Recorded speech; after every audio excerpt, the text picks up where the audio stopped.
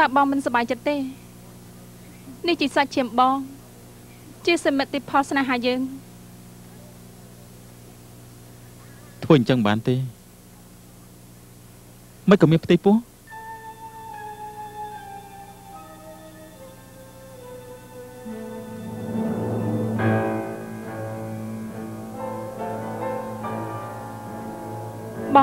បងមិនជឿអូនទេបងមិនជឿអូនទេមីងហួយនិយាយត្រូវឥឡូវបងមានគ្រួសារទូជាបងឯងបងលេងត្រូវការអូនហើយ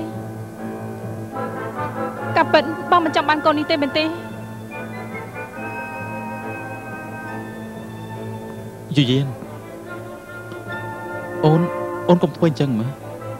តើឲ្យបងស្ងប់អារម្មណ៍បន្តិចសិនបើរឿងទាំងនេះគឺអត់ប្រយោជន៍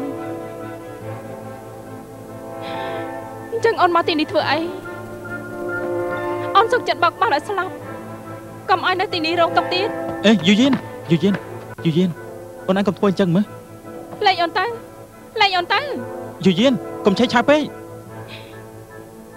បើអូនរស់មិនអាចធ្វើមនុស្សគ្រួសារអ៊ូយអញ្ចឹងស្លាប់ទៅធ្វើជាខ្មោចគ្រួសារអ៊ូយចុះកុំធ្វើអញ្ចឹងយូយៀនមិនមែនអញ្ចឹងទេបងសូមបងណាបងពិតជាមិនដឹងថាបងបានធ្វើអីខ្លះទេបងគ្រាន់ឆ្ងល់ថាថ្មីនេះបងច្បុកច្បល់ពេកអូនកុំពិបាកចិត្តអីស្ងប់ចិត្តសិនទៅណាកុំឲ្យប៉ះពាល់ដល់ពោះបងស្រឡាញ់កូនព្រោះនេះគឺជាកូនរបស់យើង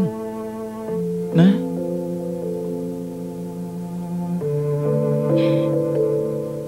អ្នកផ្សេងអាចមិនជឿអូនបានតែបងមិនអាចទេច្រើនឆ្នាំមកនេះ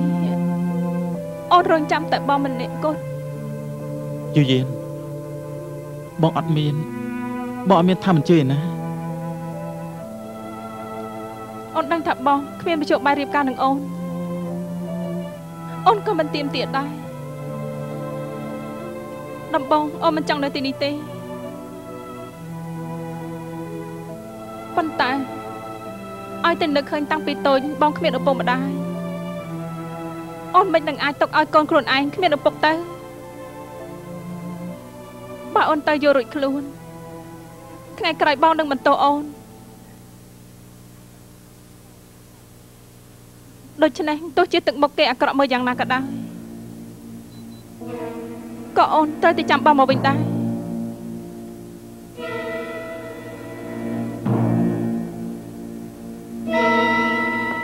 បាននេះតែជីង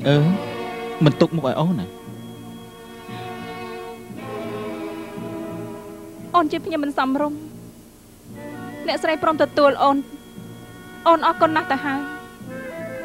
គេដឹងថាអូនមានកូនជាមួយបងក្នុងចិត្តគេមិនសនុកប្រមាណដែរពីព្រោះពួកបងទៅរៀបការហើយកុំបន្តគេអីអូ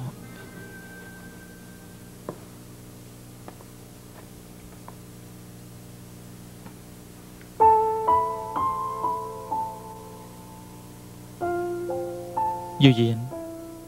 អូនចោលបងធ្វើអីទៀត